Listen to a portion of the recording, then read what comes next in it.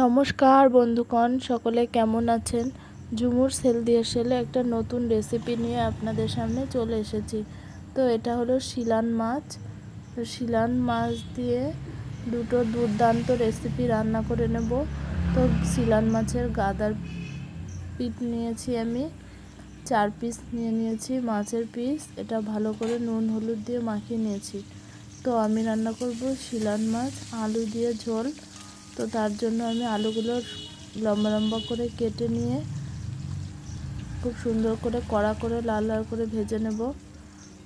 তো আমার ভিডিও আপনাদের কেমন লাগে অবশ্যই কমেন্ট করে জানাবেন। যদি ভালো লেগে থাকে তাহলে চ্যানেলটা সাবস্ক্রাইব করে পাশে থাকবেন। তো আমি শিলনোড়ায় মশলা বেটে নেব। এখানে নিয়েছি শুকনো লঙ্কা, জিরে আর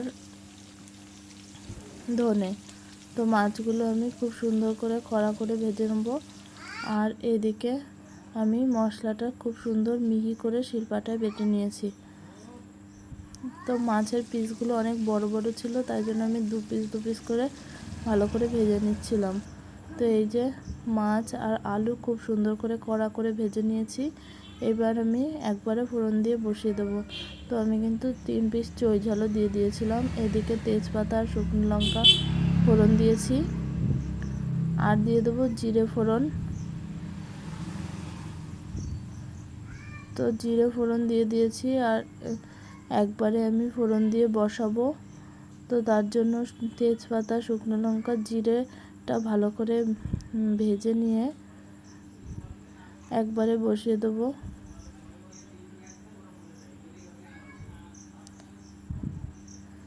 তো আমার ভিডিও আপনাদের কেমন লাগে অবশ্যই কমেন্ট করে জানাবেন, আর ভালো লেগে থাকলে পাশে থাকবেন।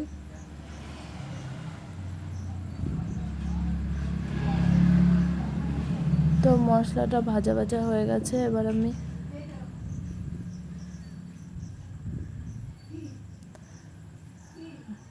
আলুটা আর বাকি মশলাটা দিয়ে দেবো। চই ঝালগুলোও দিয়ে দিয়েছি। এখানে ছিল লঙ্কা বাটা আর জিরে আর ধনে বাটা।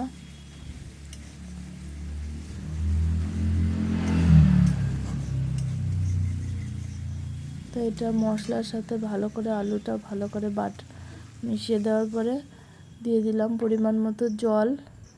এবার হলুদ আর লবণটা দিয়ে দেবো।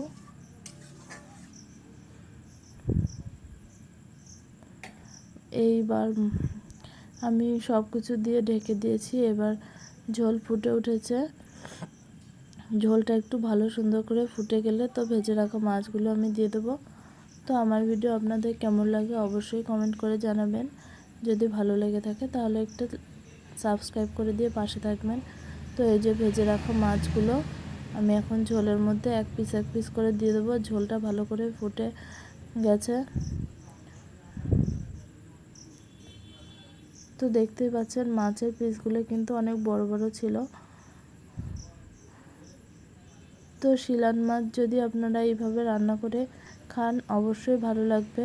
গরমের দিনে একদম সিম্পল ওয়েতে, কোনো পেঁয়াজ রসুন আদা ছাড়াই জিরে ধনে বাটা দিয়ে এইভাবে রান্না করে খেয়ে দেখবেন,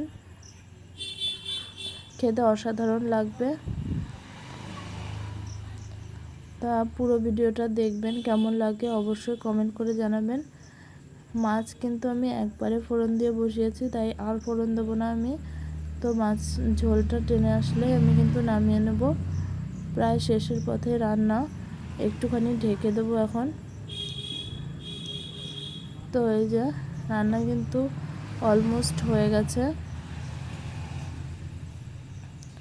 আর সামান্য ফুটলে, ঝোলটা একটু কমে আসলেই আমি নামিয়ে নেব। সামান্য ভাজা জিরে ধনের গুঁড়ো দিয়ে নামিয়ে নেবেন, দেখবেন অসাধারণ লাগবে খেতে। তো শিলান মাছের গাদার পিঠের রেসিপি দিলাম। এবার নেক্সট আসছে পেটির পিসের রেসিপি। তো পেটির পিস দিয়ে কী রেসিপি করব সেটা আপনারা অবশ্যই দেখবেন। তো এই রেসিপিটা আপনাদের কেমন লাগলো অবশ্যই কমেন্ট করে জানাবেন। যদি ভালো লেগে থাকে চ্যানেলটার পাশে থাকবেন। এই যে ফাইনাল লুক কিন্তু এটা, দেখতে কিন্তু অসাধারণ, খেতেও দারুণ হয়েছিল। যারা যারা এরকম অবশ্যই জানেন। কেমন লাগলো অবশ্যই জানাবেন।